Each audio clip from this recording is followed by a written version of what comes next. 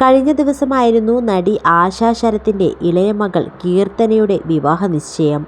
Cinema മേഖലയിലെ പ്രമുഖരുൾപ്പെടെ നിരവധി പേരാണ് ചടങ്ങിനെത്തിയത്.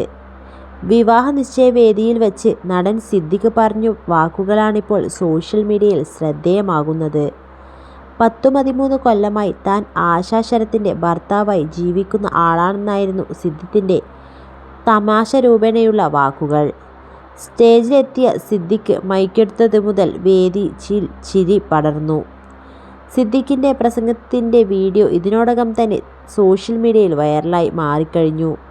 കഴിഞ്ഞ 13 കൊല്ലമായി ആശയുടെ ഭർത്താവ് ഉദ്യോഗം വഹിക്കുന്ന ആളാണ് ഞാനേ ഉള്ളൂ ഈ കൂട്ടത്തിൽ ഭർത്താവായിട്ടുള്ള ഒരാൾ. അതുപോലെ തന്നെ ഇവരുടെ മക്കൾ എനിക്ക് മക്കളാണ്, മക്കളെപ്പോലെ തന്നെയാണ്. ഈ കുടുംബവുമായി ഒരുപാട് കാലത്തെ സ്നേഹബന്ധമാണ് എനിക്കുള്ളത്. ഈ ചടങ്ങിന് കയറി വന്നപ്പോൾ ഇതിൽ ആരുടെ കല്യാണമാണ് എന്ന് എനിക്ക് സംശയമായിരുന്നു.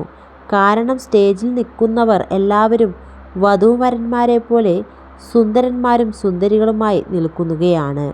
കുറച്ചു കഴിഞ്ഞപ്പോഴാണ് മനസ്സിലായത് കീർത്തനയുടെ എൻഗേജ്മെൻ്റ് ആണെന്ന്. എന്തായാലും വധൂവരന്മാർക്ക് എല്ലാവിധ നന്മകളും ഉണ്ടാകട്ടെ എന്ന് സിദ്ദിഖ് പറഞ്ഞു.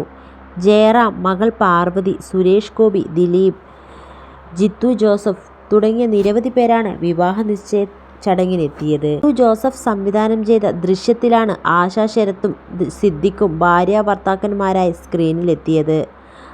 പ്രഭാകർ എന്ന കഥാപാത്രമായി സിദ്ദിഖ് എത്തിയപ്പോൾ ഗീതാ പ്രഭാകർ എന്ന കഥാപാത്രമായാണ് ആശ എത്തിയത്. ഇരുവരുടെയും കഥാപാത്രങ്ങൾ വൻതോതിൽ സ്വീകാര്യത നേടുകയും ചെയ്തിരുന്നു. ദൃശ്യം 3 ആണ് ആശാ ശരത്തിൻ്റെതായി ഒടുവിൽ പ്രേക്ഷകരിലേക്ക് എത്തിയ ചിത്രം.